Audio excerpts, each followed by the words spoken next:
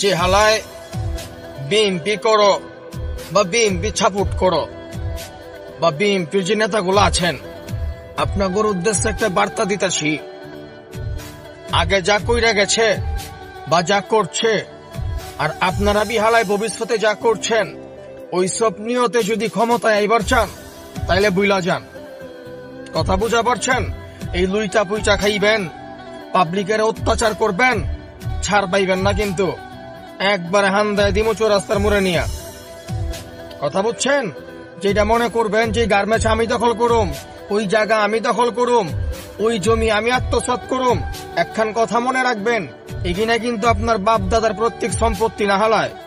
যে কইবেন ক্ষমতায় আইবেন আর মনে করেন যে লরি লোটটা শুরু করে দিবেন, জনগণ পাবলিকের অত্যাচার করবেন, তাইলে কিন্তু হইব না।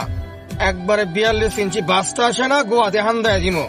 এবার বিএনপি করেন আর যেটাই করেন না কেন, এবার ক্ষমতায় আহেন আর না আহেন, জনগণের লগে 2 নাম্বারই করণ যাইব না, দেশের লগে গাদ্দারি করণ যাইব না। যদি করছেন তাইলে কিন্তু খবর আছে, কই দিলাম হালায়।